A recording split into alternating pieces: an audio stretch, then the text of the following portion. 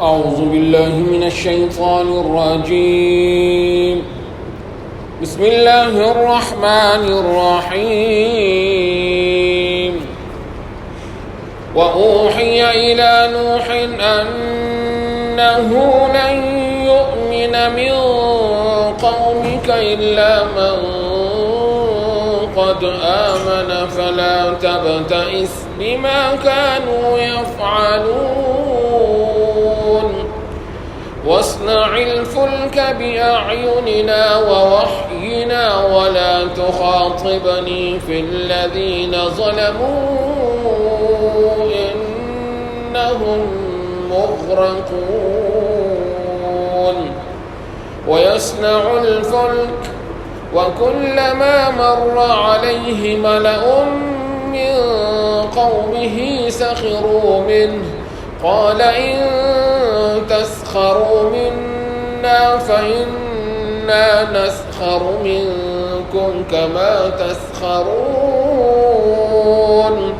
فسوف تعلمون من يأتيه عذاب يخزيه ويحل عليه عذاب مقيم حتى إذا جاء أمرنا وفارت النور قل نحمل فيها من كل زوجين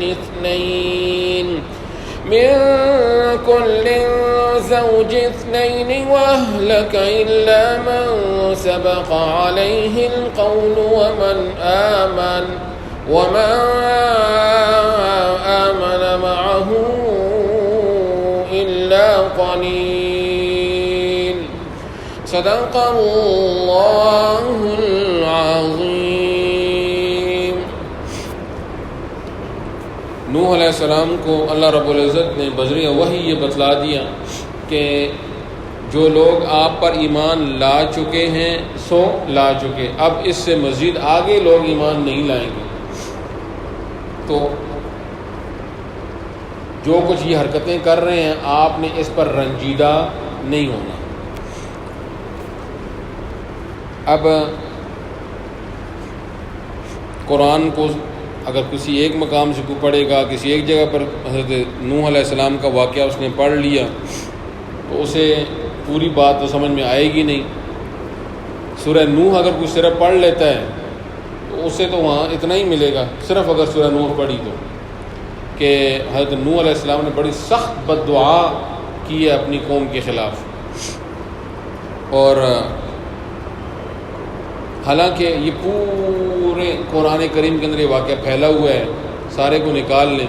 تو بتلا دیا کہ 950 سال یہ اپنی قوم میں رہے ہیں، تبلیغ کرتے رہے ہیں. تو اپنی قوم کو دعوت دینے کا زمانہ ہے 950 سال.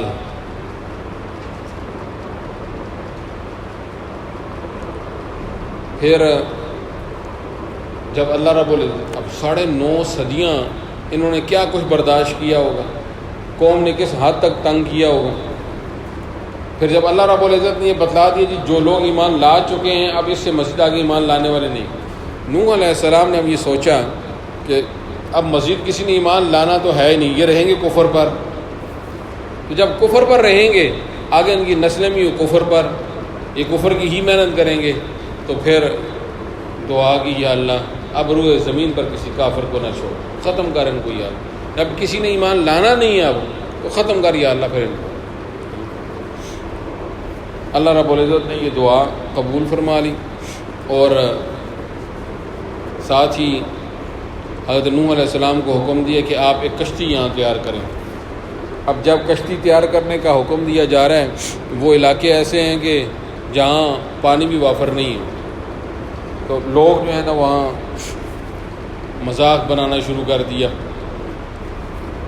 پینے کے لیے پانی نہیں ملتا، حضرت صاحب کشتیاں بنا رہے ہیں. پھر اسی بات کے اوپر جو ہے نا مذاق اڑایا کرتے تھے کہ ان کی جو عقل کی سطح ہے وہ یہیں سے پہچان لو تم لوگ، ایک دوسرے سے کہتے ہیں جی. اور یہ وہ لوگ تھے جو بڑے بڑے ہیں جی رؤسا، بڑے بڑے ہیں جی صاحب جاہ و جلال،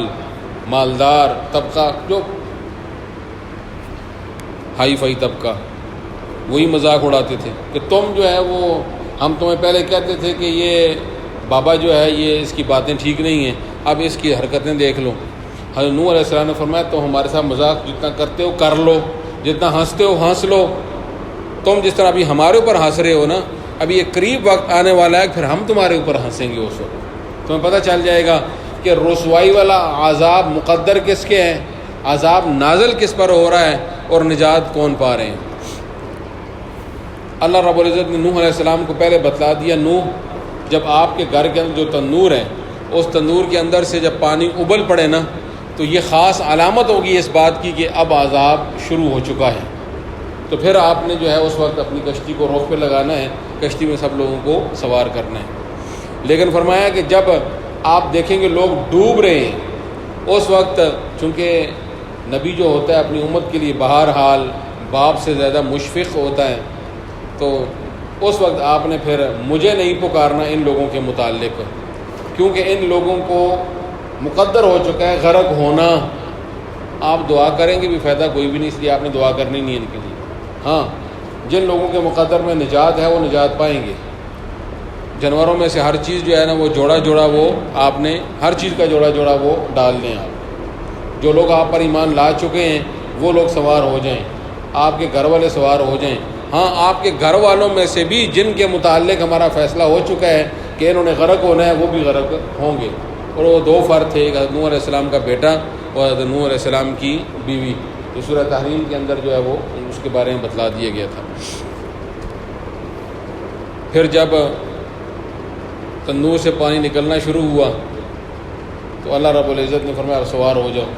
تو یہ سارے حضرات وہاں پر جو ہے وہ کشتی میں جن کے بارے میں بتلا دیے تھے وہ سوار ہو گئے۔ اس کے علاوہ پوری زمین پر روئے زمین پر جو ہے صرف پانی پانی تھا، کشتی بھی حضرت نوح علیہ السلام کی پانی پر۔ پھر جب جا کر جو ہے وہ جودی پہاڑ پر اس نے لگنا تھا تب تک وہ پانی پر، تو روئے زمین پر پانی ہی پانی۔ وہ کب تک رہی؟ پھر پانی جو ہے وہ اترنا شروع ہوا، عرصہ دراز تک پانی کے اوپر رہے اور پھر پانی اترنا شروع ہوا، تب تک دنیا ساری کی ساری ہلاک ہو چکی۔ بچنے والے وہی لوگ تھے۔ فرمایا کہ نوح علیہ السلام پر بہت قلیل لوگ تھے جنہوں نے ایمان لایا، وہی صاحب ایمان لوگ ہی وہ بچ گئے ہیں۔ قلیل لوگوں کے بارے میں عبداللہ بن عباس رضی اللہ تعالیٰ عنہ نے ان کا جو قول ہے وہ فرماتے ہیں کہ 80 لوگ تھے جو ان پر ایمان لائے، 80 لوگ، یعنی منیمم جو ہے نا وہ قول 80 کا ہے، ایسے کوئی شاہد کا بھی ہے، 83 کا بھی ہے، 87 کا بھی ہے، 88 کا بھی، تو یہاں تک قول، لیکن بہرحال 80 کا قول منیمم کا ہے۔ حضرت عبداللہ ابن عباس رضی اللہ تعالیٰ فرماتے ہیں 80 لوگ تھے جو ان پر ایمان لائے۔ اب کہاں 9.5 صدیاں،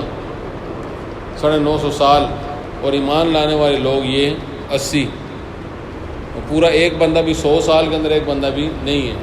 تو اللہ کے نبی کا کیا جگرا ہوگا، کیا برداشت ہوگی جو ان کو بلا رہے ہیں حق کی طرف اور وہ حق کی طرف آ بھی نہیں رہے۔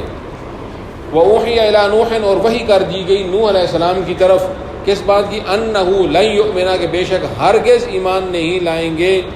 من قومِكَ، آپ کی قوم میں سے، إِلَّا مَنْ قَدْ آمَنَ، مگر وہی لوگ جو ایمان لا چکے۔ فَلَا تَبْتَئِسْ، پھر آپ نے رنجیدہ نہیں ہونا، آپ رنجیدہ نہ ہوں، بِمَا كَانُوا يَفْعَلُونَ، ان کاموں پر جو یہ کرتے ہیں۔ وَاصْنَعِ الْفُلْكَ بِأَعْيُنِنَا وَوَحْيِنَا، اور آپ تیار کیجئے کشتی ہماری نگرانی میں، ہمارے حکم کے مطابق، ہماری نگرانی میں، ہمارے حکم۔ پہلی کشتی جو تیار ہو رہی ہے۔ وَلَا تُخَاطِبْنِي فِي الَّذِينَ ظَلَمُوا، اور آپ نے مجھے مخاطب نہیں کرنا ظالموں کے بارے میں، یعنی ظالموں کے بارے میں آپ نے مجھ سے درخواست نہیں کرنی۔ إِنَّهُمْ مُغْرَقُونَ، بے شک وہ غرق کیے جانے والے ہیں، ان کے بارے میں فیصلہ ہو چکا ہے غرق ہونے کا، اس لیے آپ نے ان کے بارے میں مجھ سے سوال نہیں کرنا۔ وَيَصْنَعُ الْفُلْكَ، اور حضرت نوح علیہ السلام کشتی تیار کر رہے تھے۔ وَكُلَّمَا مَرَّ عَلَيْهِ مَلَأٌ مِّن قَوْمِهِ، اور جب کبھی بھی گزرتے ان کے پاس سے سردار ان کی قوم کے، سخروا منہ، تو ان سے ہنسی مذاق کرتے۔ قال، نوح علیہ السلام نے فرمایا، ان تسخروا منا، اگر تم ہم سے ہنسی مذاق کرتے ہو، فإنا نسخر منکم، بے شک ہم بھی تمہارے ساتھ ہنسی مذاق کریں گے، کما تسخرون، جس طرح تم ہمارے ساتھ مذاق کرتے ہو۔ فسوف تعلمون، ان قریب تم جان لوگے، من یأتیہ عذاب یخزیہ، کس کے پاس آتا ہے رسوا کرنے والا عذاب، وَيَحِلُّ عَلَيْهِ اور کس پر نازل ہوتا ہے، عذاب مقیم، دائمی عذاب، دائمی عذاب کس پر نازل ہوتا ہے، یحل نازل ہونا، حتی اذا جاء امرنا یہاں تک کہ جب آ گیا ہمارا امر، وفارت تنور اور پھوٹ پڑا تنور، تندور سے پانی پھوٹ پڑا، تو یہ علامت تھی عذاب کے آنے کی۔ قل نحمل فیہا تو ہم نے کہا نوح آپ سوار کر دیجئے اس کشتی کے اندر، من کل زوجین اثنین ہر چیز کا جوڑا جوڑا، وَأَهْلَكَ اور اپنے گھر والوں کو، إِلَّا مَنْ سَبَقَ عَلَيْهِ الْقَوْلُ ما سوائے ان کے کہ جن کے بارے میں پہلے فیصلہ ہو چکا ہے، وَمَنْ آمن اور وہ لوگ جو ایمان لائے ہیں، ایمان والوں کو بھی سوار کر لیجیے، وَمَا آمَنَ مَعَهُ إِلَّا قَلِيلٌ اور نہ ایمان لائے ان پر مگر بہت تھوڑے سے لوگ، قلیل